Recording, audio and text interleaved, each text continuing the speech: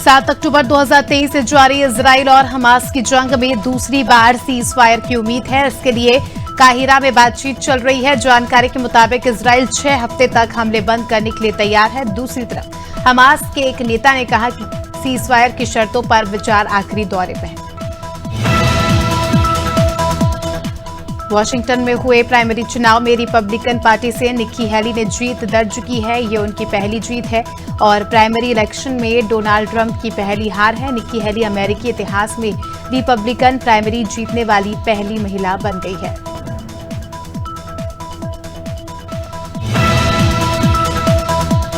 छत्तीसगढ़ की महिलाओं को महतारी वंदन योजना का पैसा जल्द ही मिलेगा। तय कार्यक्रम 8 मार्च की बजाय बदल दिया गया है। अब खबर यह है कि 7 मार्च को प्रदेश में कार्यक्रम आयोजित होगा। इस कार्यक्रम में प्रधानमंत्री नरेंद्र मोदी वर्चुअल रूप से जुड़ेंगे। पीएम मोदी ही वीडियो कॉन्फ्रेंस के जरिए महिलाओं के खाते में रकम ट्रांसफर करेंगे। छत्तीसगढ़ की सभी 11 सीटों पर बीजेपी ने लोकसभा उम्मीदवारों का ऐलान कर दिया है। इसके ठीक अगले दिन पार्टी ने लाभार्थी संपर्क अभियान लॉन्च किया। इसमें छत्तीसगढ़ के 40 लाख लाभार्थियों के घर घर जाकर कार्यकर्ता प्रचार करेंगे। वहीं सीएम विष्णुदेव साय, सभी मंत्री, विधायक, मौजूदा सांसद और लोकसभा प्रत्याशी भी लोगों से मिलकर फीडबैक लेंगे। हरियाणा पंजाब के किसान संभू और खिनौरी बॉर्डर पर 21 दिनों से डटे हुए हैं। इस आंदोलन में अब तक 8 लोगों की मौत हो चुकी है। अब किसानों ने फिर से 6 मार्च को दिल्ली कूच का ऐलान कर दिया है। वहीं 10 मार्च को देश भर में ट्रेन रोकने को भी घोषणा की है।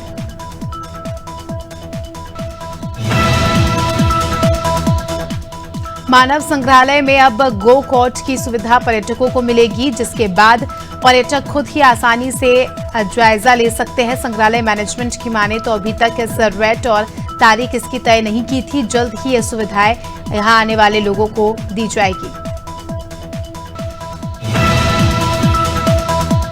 दिल्ली सीएम अरविंद केजरीवाल ने शराब नीति घोटाले मामले में ईडी के बराबर समन भेजे जाने पर जवाब दिया। उन्होंने कहा कि ईडी का समन गैर कानूनी है, पर वे फिर भी जवाब देने को तैयार है।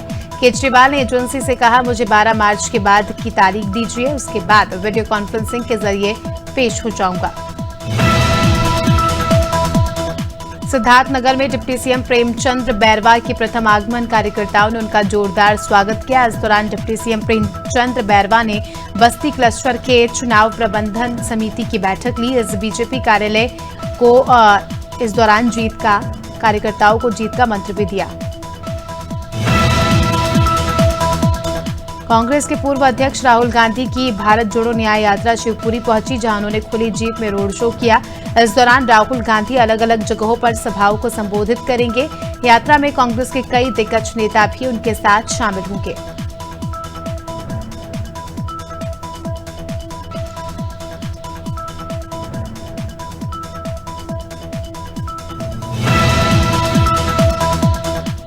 मुरादाबाद के श्रीराम चौक पर राज्य मंत्री जसवंत सैनी ने लोकसभा चुनाव कार्यालय का उद्घाटन किया।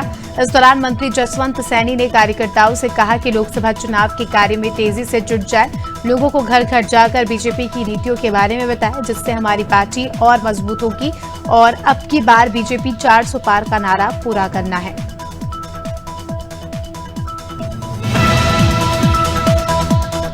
बलिया में सुहेलदेव भारतीय समाजवादी पार्टी के राष्ट्रीय अध्यक्ष ओम प्रकाश राजभर ने पूर्व सीएम मायावती को लेकर बड़ा बयान दिया।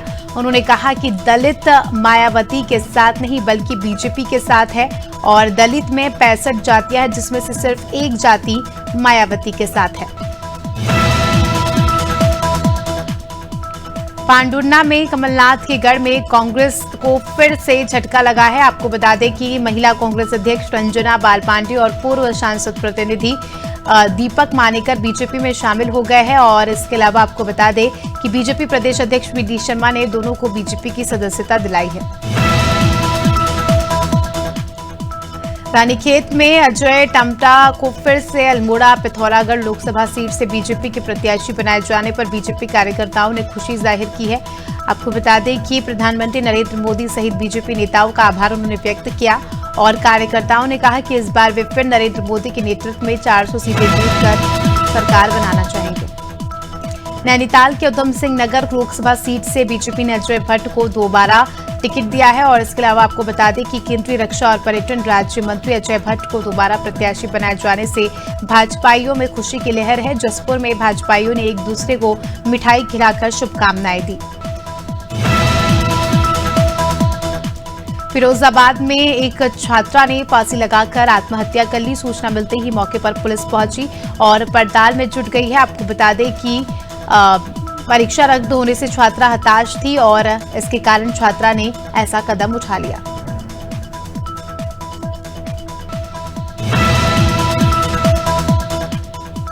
उन्नाव में एक पति ने पत्नी की बेरहमी से धारदार हथियार से वार कर उसे घायल कर दिया।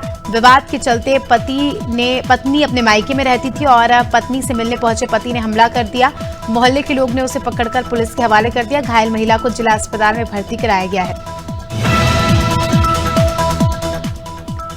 और गंज बासोदा में देर रात 2 शराबियों ने जमकर उत्पात मचाया और आम लोगों पर पत्थरबाजी की। शराबियों के उत्पात का वीडियो सोशल मीडिया पर वायरल हो रहा है और लोगों ने पुलिस को सूचना दी है और इन्हें गिरफ्तार करने की मांग कही है।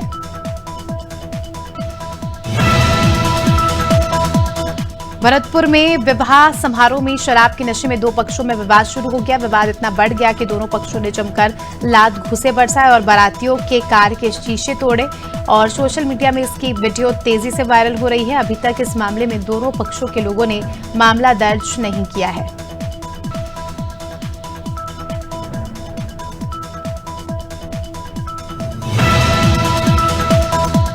जबलपुर में चलती ट्रेन के चढ़ने के दौरान पैर फिसलने से एक युवती प्लेटफॉर्म के नीचे गिर गई, जिसका सीसीटीवी फुटेज भी सामने आया है। हालांकि युवती को नीचे गिरते देख लोगों ने ट्रेन की चेन पुलिंग करी और उसे बचा लिया।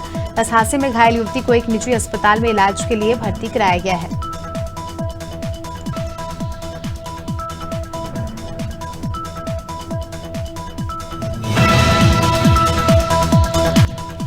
बुलंदशहर में रविवार देर रात बारातियों से भरी कार नहर में जा गिरी। हादसे में 3 लोगों की डूबने से मौत हो गई, वहीं 2 लोग सुरक्षित बाहर निकाले गए। कार में 8 लोग सवार थे। हादसे में मरने वाले दूल्हे का भतीजा और 2 भतीजी है।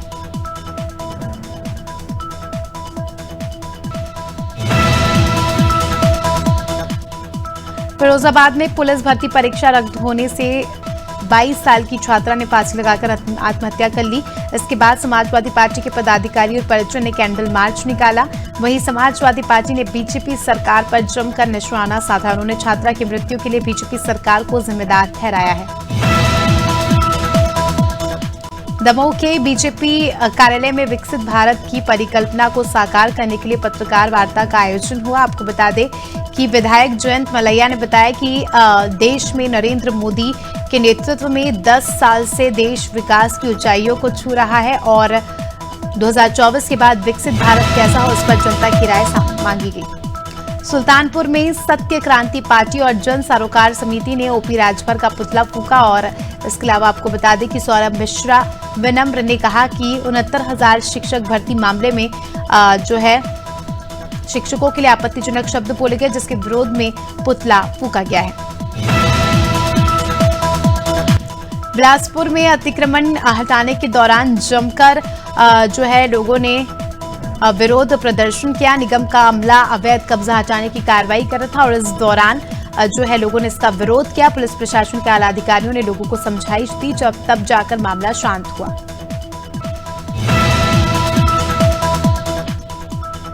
सरगुजा जिले के ग्राम पंचायत पागजाम में जो है ग्रामीण विरोध कर रहे हैं। ग्रामीणों ने ठेकेदार पर घटिया निर्माण करने के आरोप लगाए हैं और विरोध कर रहे किसानों की सुनने वाला कोई नहीं है। इधर जिला पंचायत सीईओ नूतन कंवर ने मामले की शिकायत करने की बात कही है।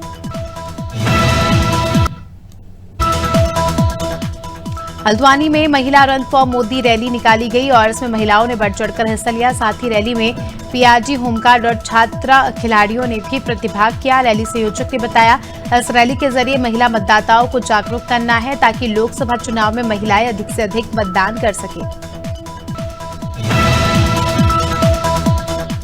8 मार्च को होने वाली महाशिवरात्रि का समारोह आज से शुरू हो गया है। श्री काशी विश्वनाथ मंदिर में आज से सांस्कृतिक संध्या की शुरुआत होगी।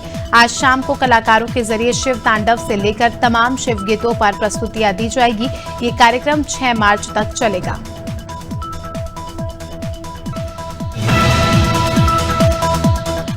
चीन से पाकिस्तान जा रहे जहाज को मुंबई पोर्ट पर रोकने के मामले में पाकिस्तान का बयान सामने आया है। पाकिस्तानी प्रवक्ता मुमताज जहरा ने कहा कि भारतीय मीडिया हमेशा से गलत तथ्यों को पेश करती आई है। मुमताज ने भारत की कार्रवाई को नाजायज करार देते हुए कराची की एक कंपनी चीन से लेथ मशीन इंपोर्ट कर रही थी, ऐसा कहा। पाकिस्तान में शहबाज शरीफ देश के 24वें प्रधानमंत्री बन गए। उन्हें नेशनल असेंबली में 201 सांसदों का साथ मिला। पाकिस्तानी मीडिया दी डॉन के मुताबिक पीटीआई समर्थक उम्मीदवार अमर आयूब के लिए 92 सांसदों ने वोट किया। शहबाज शरीफ आज शपथ लेंगे।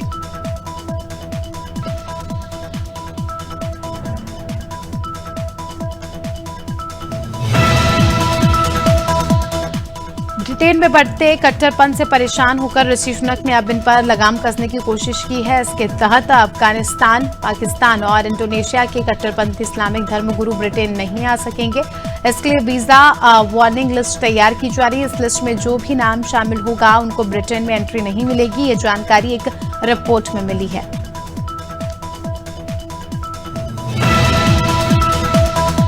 रिश्वत लेकर सदन में वोट दिया या सवाल पूछा तो सांसदों विधायकों को विशेष अधिकार के तहत मुकदमे से छूट नहीं मिलेगी।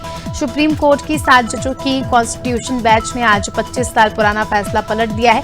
बेंच ने कहा है कि हम 1998 में दिए गए जस्टिस पीवी नरसिम्हा के उस फैसले से सहमत नहीं हैं।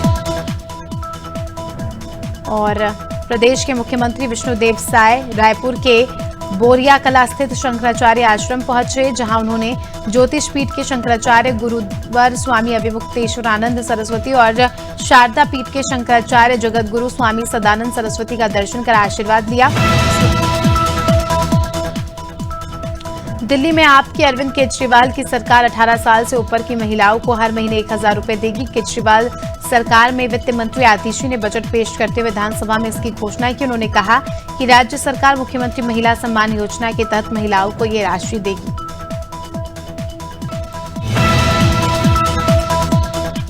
महासमुंद लोकसभा सीट से बीजेपी ने रूप कुमारी चौधरी को मैदान में उतारा है। टिकट मिलने के बाद पहली बार लोकसभा चुनाव कार्यालय पहुंची रूप कुमारी चौधरी का कार्यकर्ताओं ने जोरदार स्वागत किया है। इस मौके पर मीडिया से चर्चा करते हुए उन्होंने कहा कि बीजेपी में प्रत्याशी व्यक्ति नहीं होता है, बल्कि प्रत्याशी कमल का फूल होता है।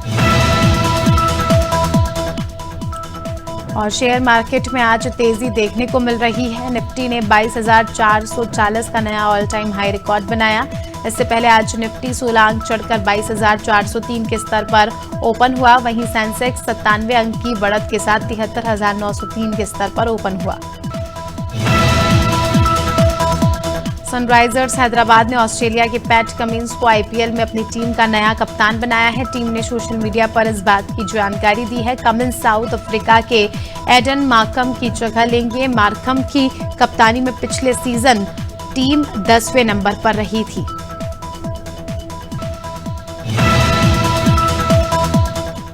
गुजरात जायंट्स को लगातार चौथे मुकाबले में हार का सामना करना पड़ा। रविवार को गुजरात को दिल्ली कैपिटल्स ने 25 रन से हराया।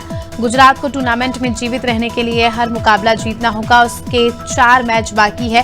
बेंगलोर में दिल्ली की बल्लेबाजी करते हुए 20 ओवर में 8 विकेट पर 163 रन बनाए गए। भारत और ऑस्ट्रेलिया के बीच एक बार फिर आईसीसी टूर्नामेंट का फाइनल देखने को मिल सकता है। ऑस्ट्रेलिया के खिलाफ वेलिंगटन टेस्ट में हार के बाद न्यूजीलैंड वर्ल्ड टेस्ट चैंपियंस ने पॉइंट टेबल नंबर 2 पर आ गया। इससे टीम इंडिया पहले नंबर पर आ गई। ऑस्ट्रेलिया तीसरे नंबर पर है।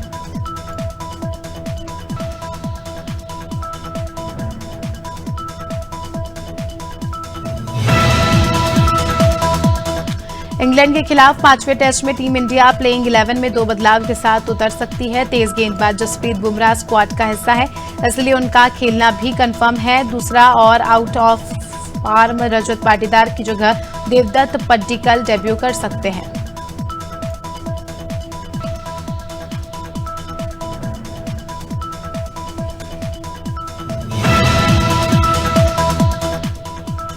अपार शक्ति खुराना जल्द ही स्ट्रीट 2 में नजर आने वाले हैं। एक्टर जी सिने अवार्ड शो को भाई आयुष्मान खुराना के साथ होस्ट करते भी दिखाई देंगे। अपार शक्ति ने एमटीवी के शो रोडी से अपने सफर की शुरुआत की। अपार शक्ति न सिर्फ एक्टर है बल्कि सिंगर, कॉमेडियन, शो होस्ट और रेडियो जॉकी भी रह चुके हैं।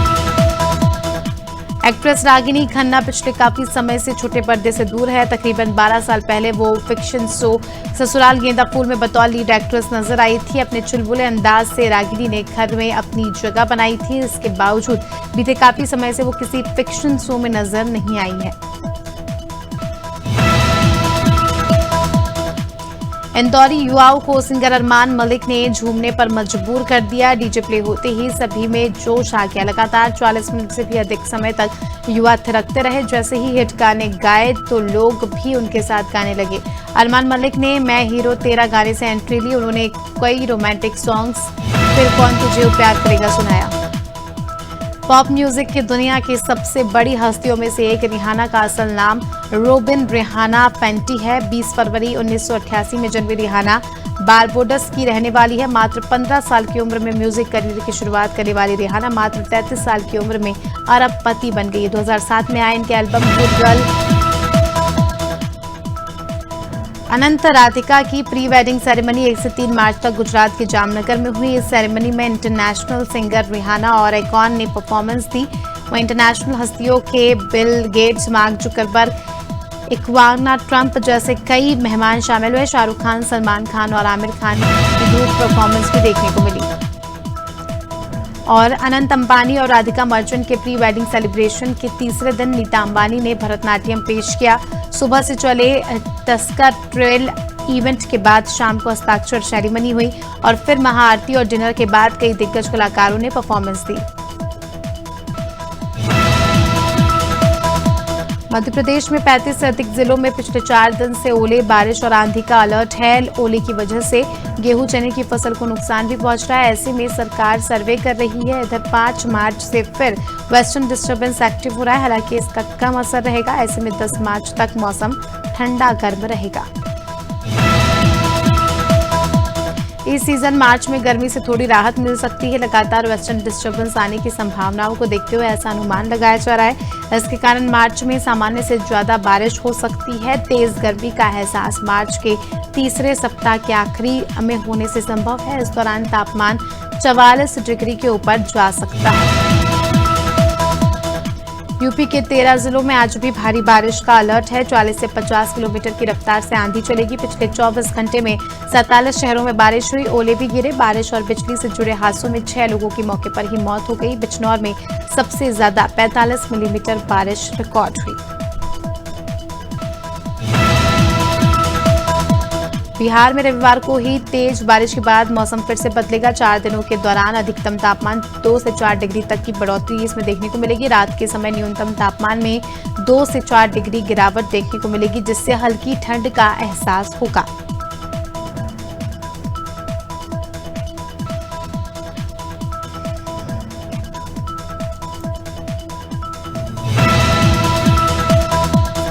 इंदौर में मार्च के 3 दिनों में ही तापमान में लगातार गिरावट आ रही है। रविवार को 17 किलोमीटर प्रति घंटे की रफ्तार से हवा चली। दिन का पारा 5 डिग्री तक लुढ़का।